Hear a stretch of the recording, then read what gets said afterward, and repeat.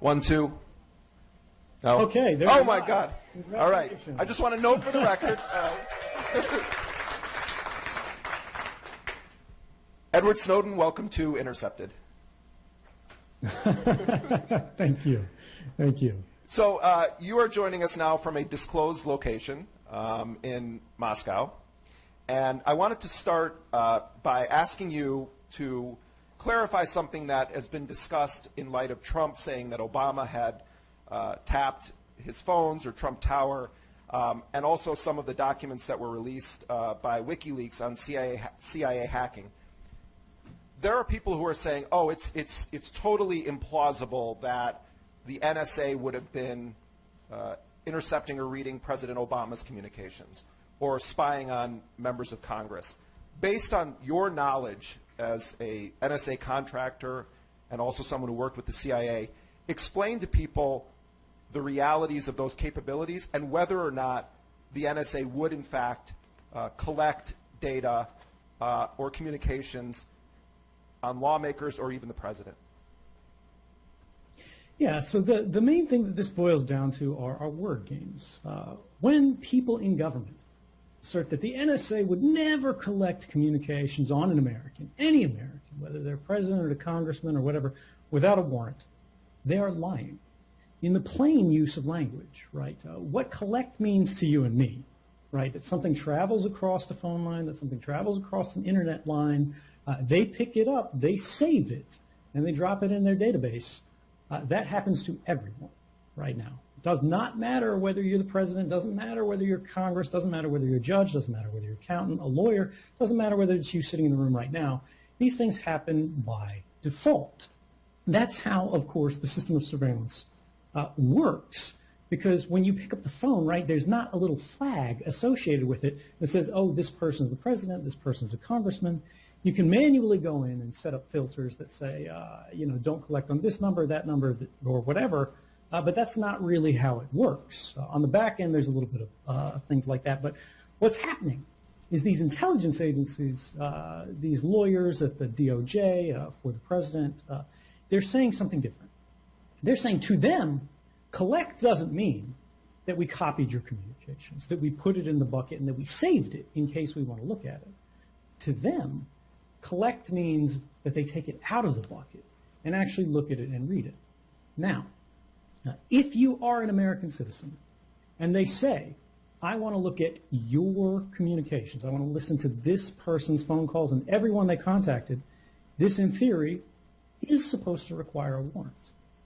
But the actual reality here is that they can do something different, and they do this without a warrant, which is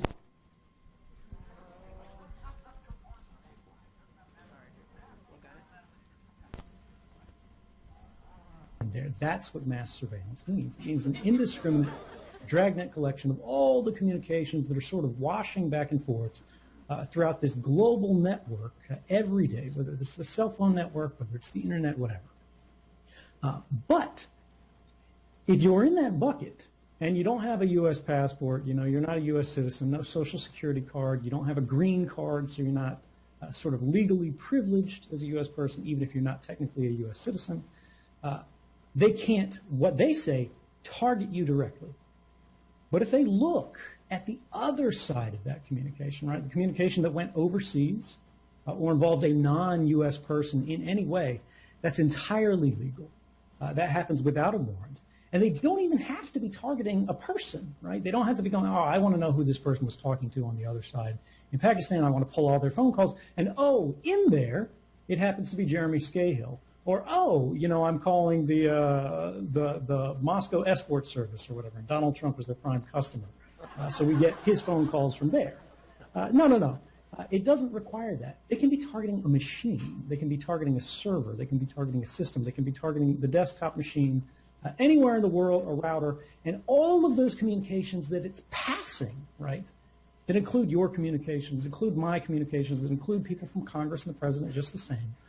All of those are in there, and they get displayed in response to the query. Now, I did this professionally at Hawaii. This was my last position. I wasn't interested, of course, in targeting U.S. politicians or U.S. persons at all. My assigned target, right, were Chinese intrusion sets. This is what we call sort of hackers, viruses, malware that are known to be associated with a certain group, right? But because it's the internet, when I would look at these indicators of compromise, which is a sort of a technical term of art of saying some computer got hacked somewhere. Maybe it's at a defense contractor, right? Maybe it's in a university, maybe it's in a hospital, maybe it's in a congressman's office, right?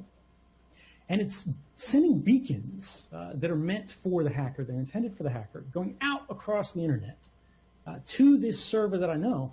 I say, I want to see everything that comes from that server.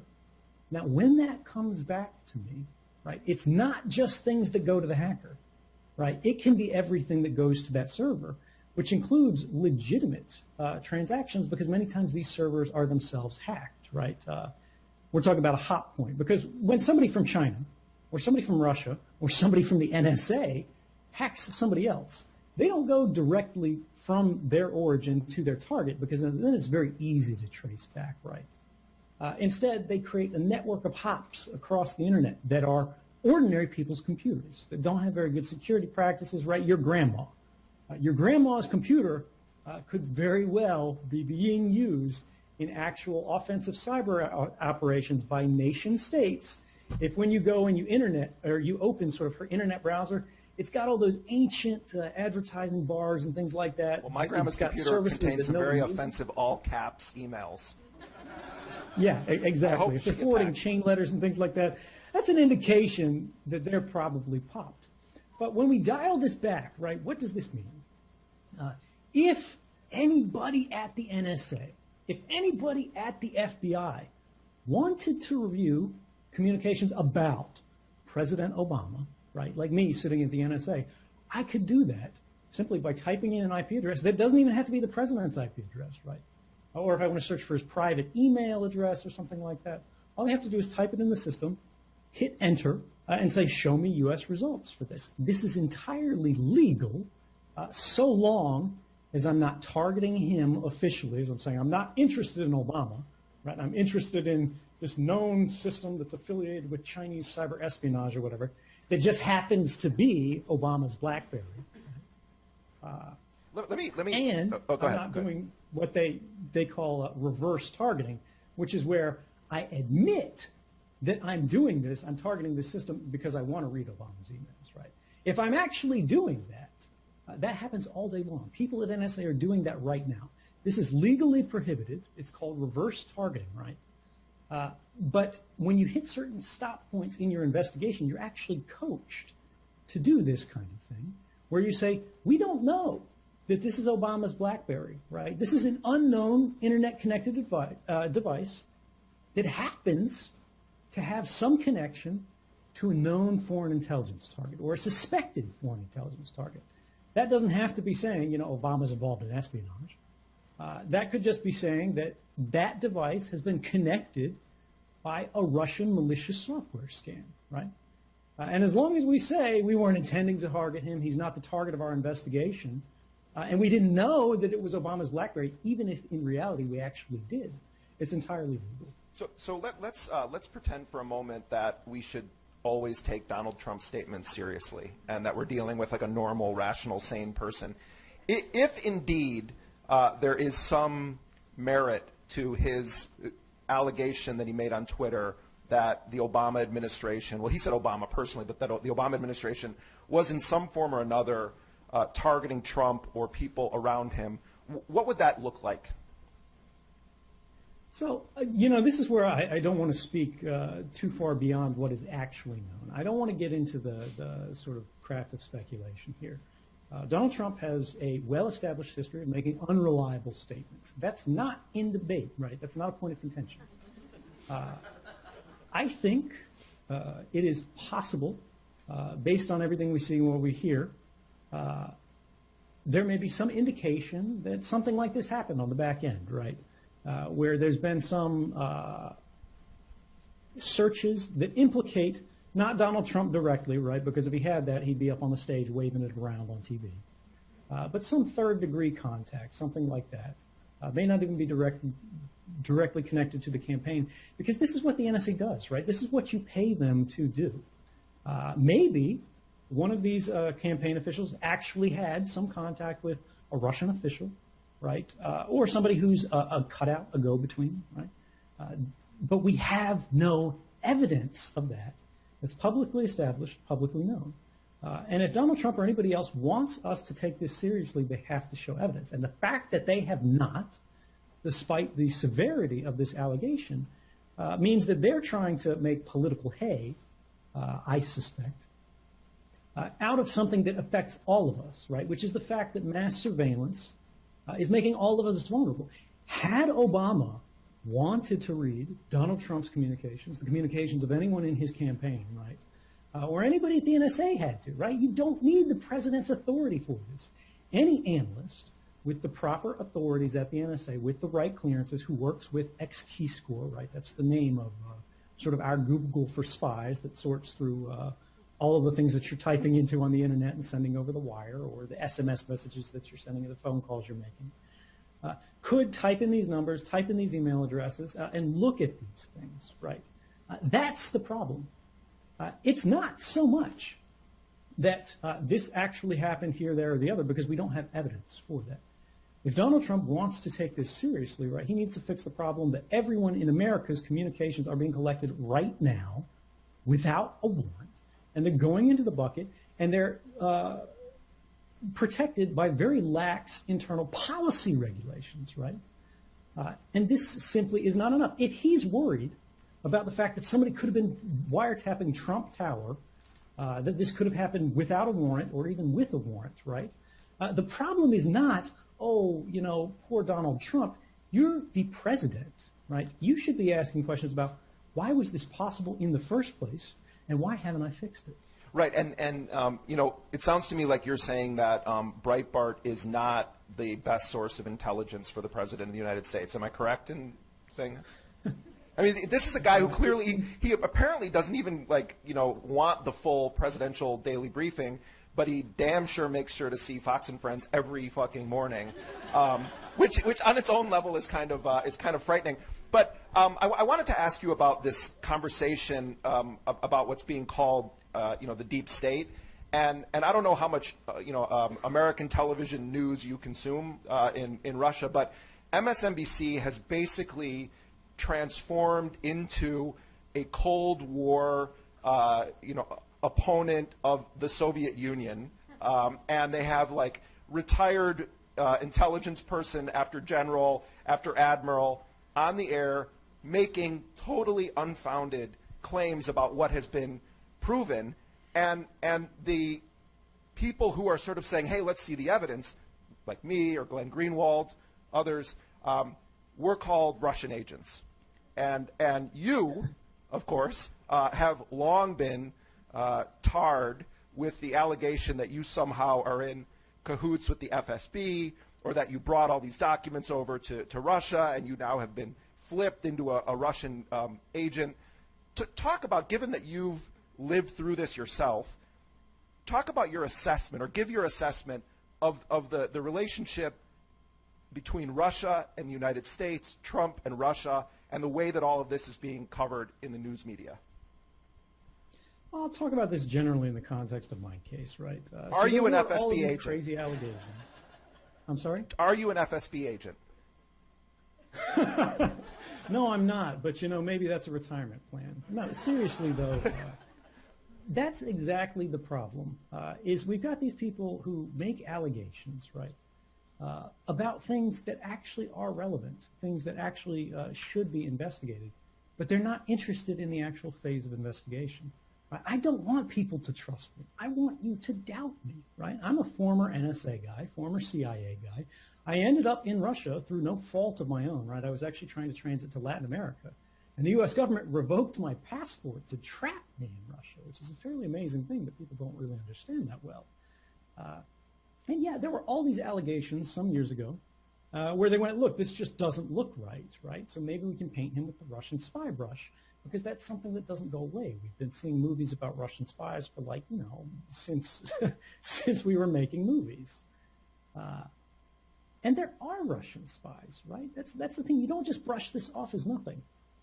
what you do is you look into it. What you do is you investigate it, right? And Congress did this to me. The intelligence community did this to me. The CIA, the NSA, all these guys, right? They saw me as public enemy number one because I showed evidence that they were breaking the law. The federal courts ruled they were breaking the law, right? This isn't an allegation. This is fact. They violated the rights of every man, woman, and child in the United States. Further than that, they violated the basic human rights of everyone in the world. The United Nations affirmed that. But so here's the thing.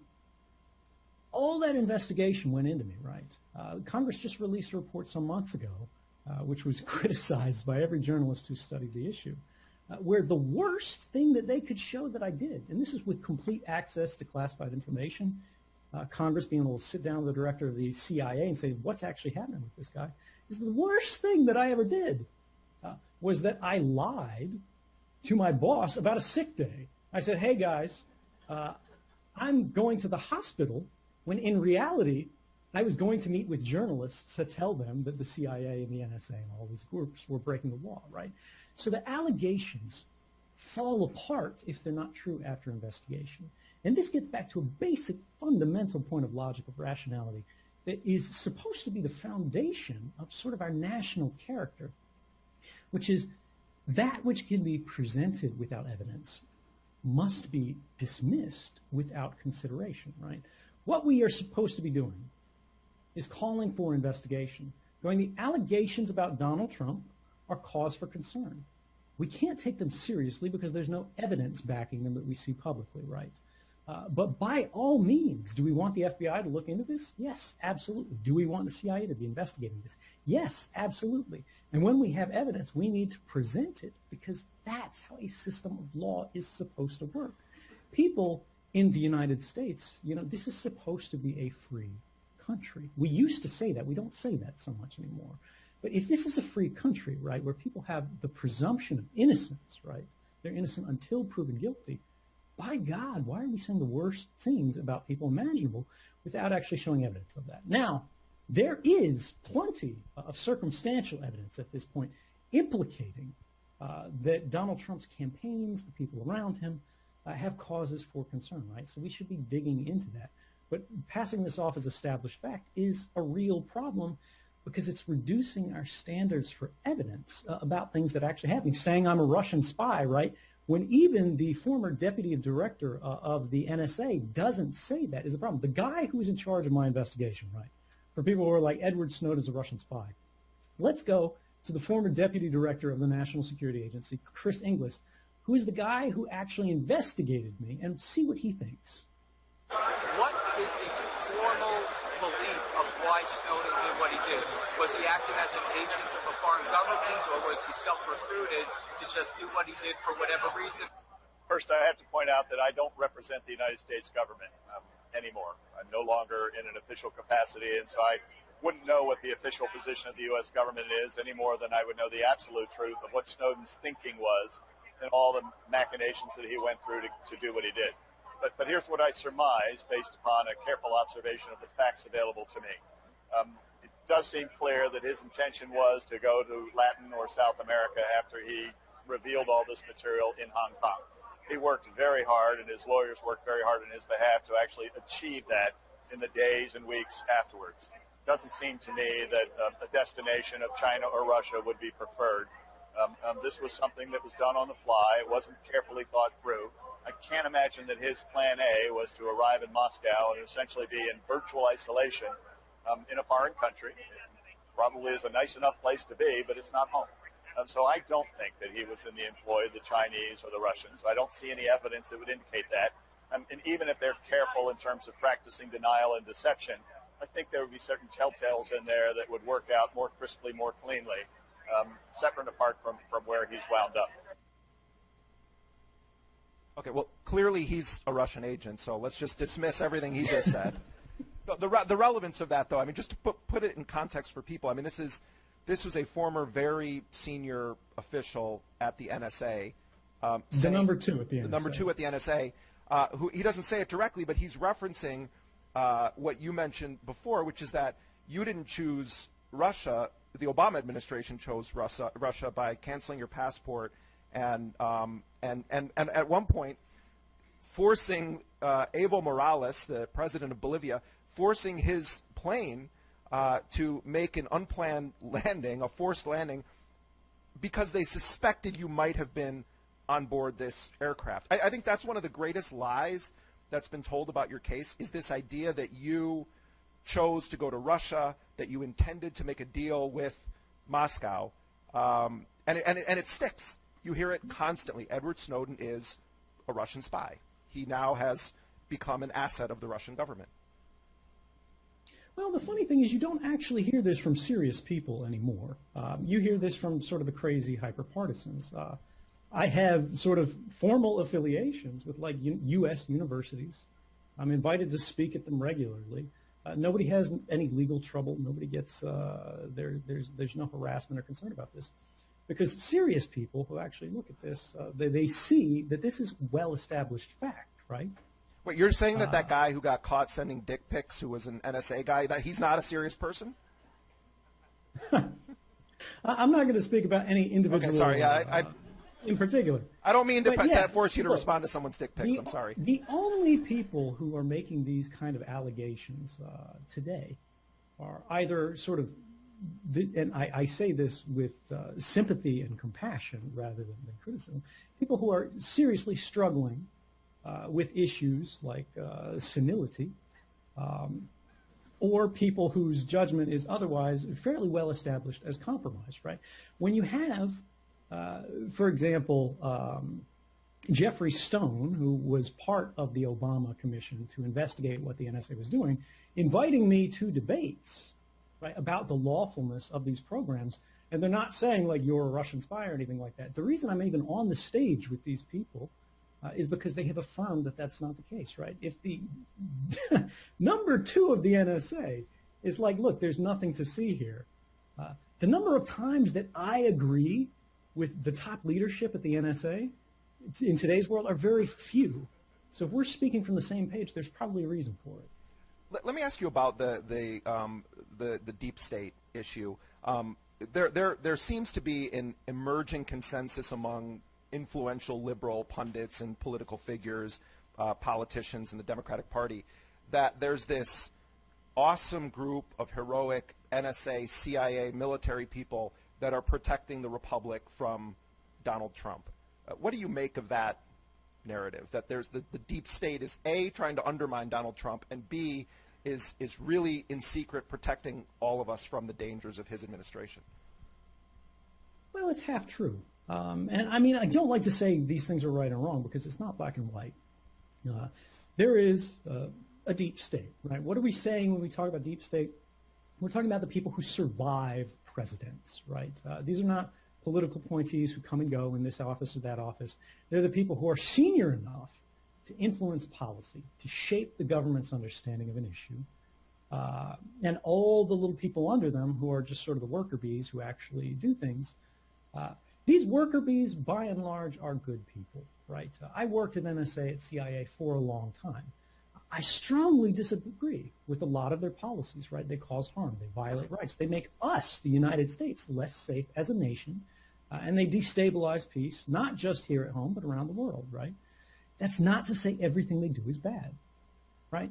These worker bees, right, they're good people who do bad things for what they consider to be good reasons, right? There are literally people in the United States who ran torture programs, and there are people who actually did the torture. I'm not saying these are good people, right? These are war crimes, uncontroversially, and these people probably did know at the time. But why did they do it, right? They did it because they were told there would be blood on their hands or everybody else's hands, or people were going to die, or buildings were going to collapse if it wasn't done. Now, I'm not saying that was the right thing to do, but who are the people who bear the most responsibility for this, right? That's where you find the deep state. It's not the guy at the desk. The guy at the desk doesn't even pick what he's going to do that day. He's ordered to do this, that, or the other. Follow the chain up, right? When you go to the White House, when you go one level down to the political appointees, and then you go that one step down, right? Political appointees who survive beyond presidents, and the people who sort of convert, they roll over from being a political appointee to embed themselves in the government on a permanent basis, that's where you see the deep state.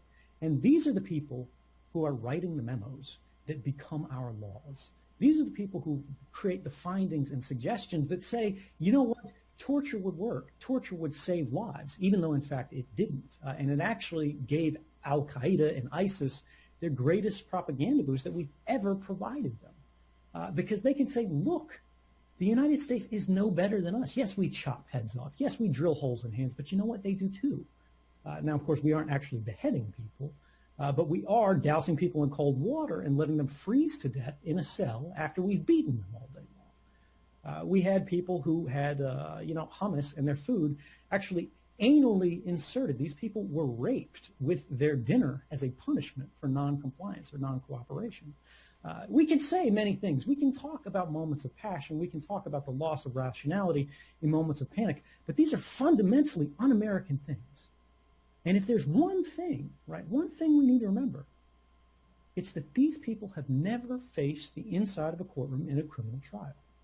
George Bush, right, who was sort of the architect of all of these programs and authorities, he's the one who actually gave all these deep staters the legitimacy to construct and carry these things out. This could not have happened without his support. Is now being rehabilitated in the public eye now. They're saying, oh, he's this wonderful, happy little painter guy. He's like Bob Ross with an accent. No, he's not. He's a real criminal. He's painting his own world, man. He's just, pretty little clouds. He can make it whatever he wants. No, it's disgusting that, first of all, you have the kind of, True Detective season 3 with Bush and Michelle Obama, getting all cuddly and hugging. This was a guy who was responsible for wars that killed upwards of 1 million people, including thousands of U.S. soldiers. And he now is being presented as like he's the reasonable Republican because Trump is so, unfathomably dangerous. And I think it's just it's a disgrace to the soldiers who died, but also the civilians whose lives were treated as like just dirt to step on around the world. And it really is a sick part of the amnesia that's drilled into our culture of history, of the context of how we actually ended up where we are. I want to close by asking a couple questions about the recent CIA releases from WikiLeaks. Just to put it in context for people, the Vault 7 releases it's about 8,700 or so documents or files that deal with the CIA's hacking capabilities. And one of the things that's gotten a lot of attention is the idea that, or the platform that allows a particular Samsung TV to be turned into a kind of in-home surveillance device. And, a lot of people now are becoming aware of what's called the Internet of Things. You've got your refrigerator is hooked up to the Internet. You've got that damn Alexis or Siri or Go Google or whatever it's called. I know you very early when this came out said that this was extraordinarily significant. What to you, given your expertise and your background, what are the biggest takeaways from what has been released so far, and what do you think is important for people to understand about what's contained in these CIA documents? Yeah, I mean, there's a lot to talk about here. The thing that I don't like, that I'm not so impressed by, is everybody's talking about, Samsung TVs. Nobody really cares about these Samsung TVs in terms of what this means for our future.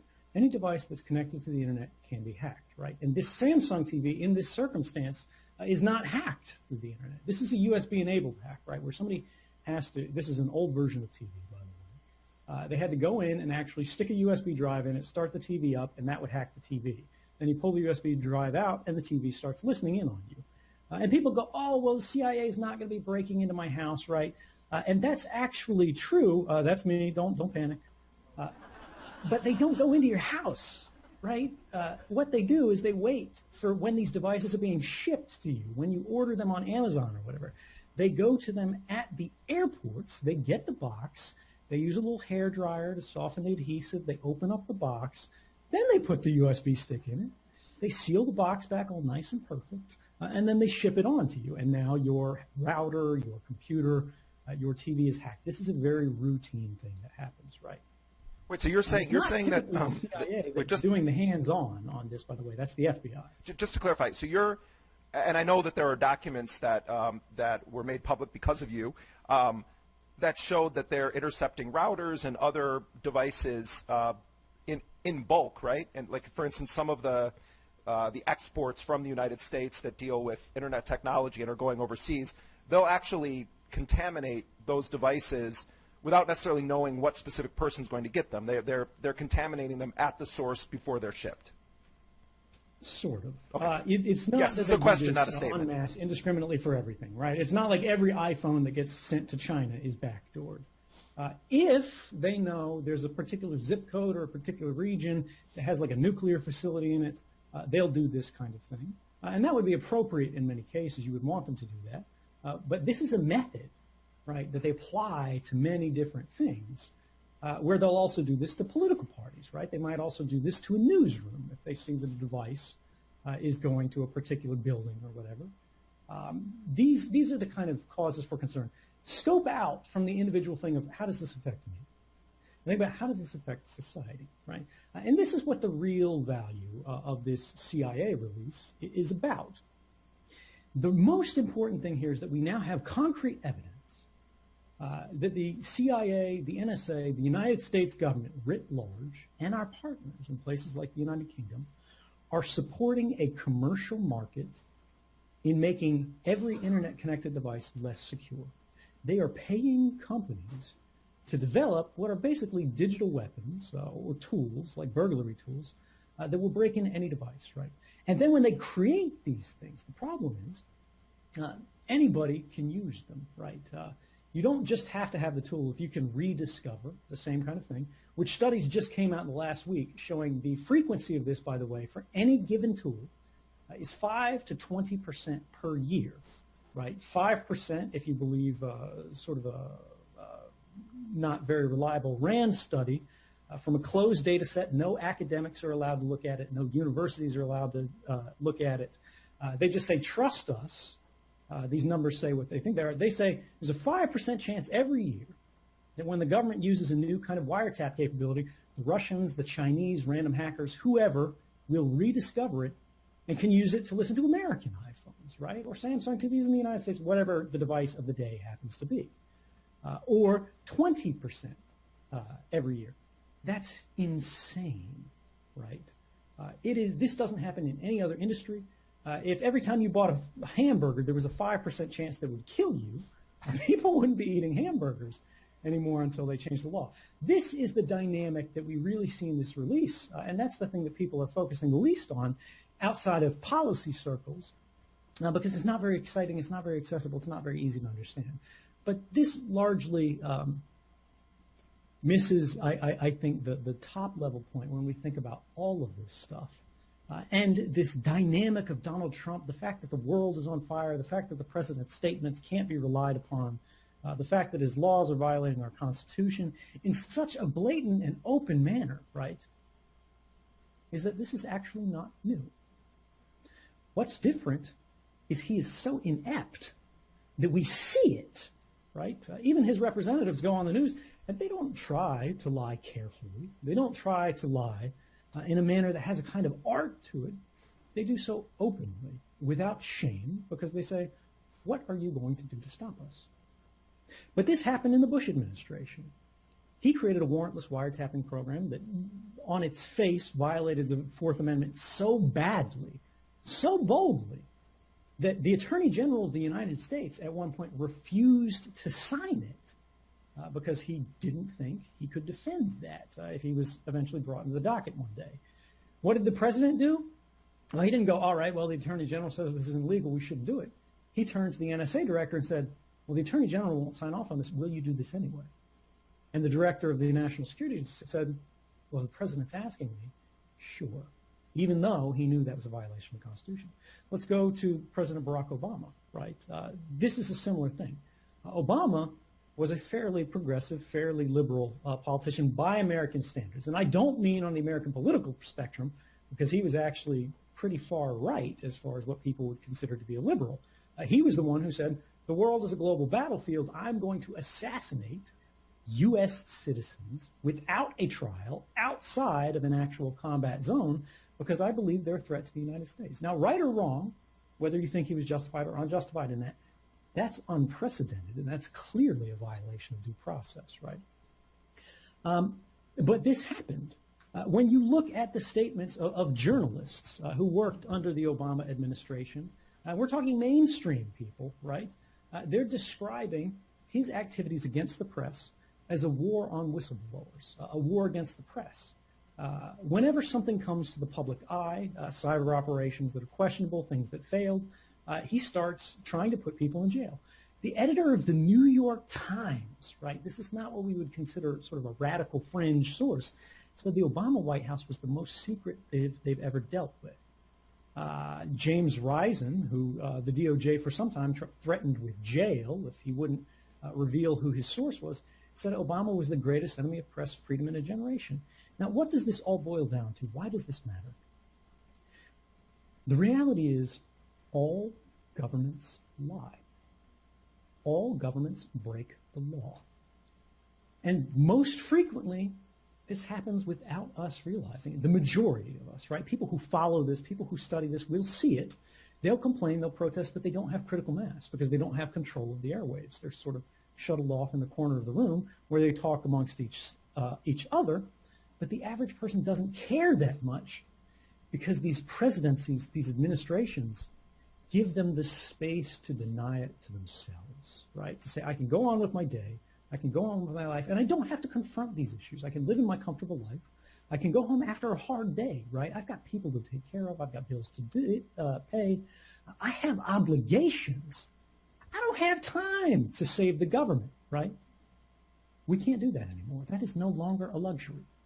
And that, more than anything else, may be the silver lining of this disastrous administration, is the fact that people are, for the first time in a generation, realizing that democracy is not an inheritance.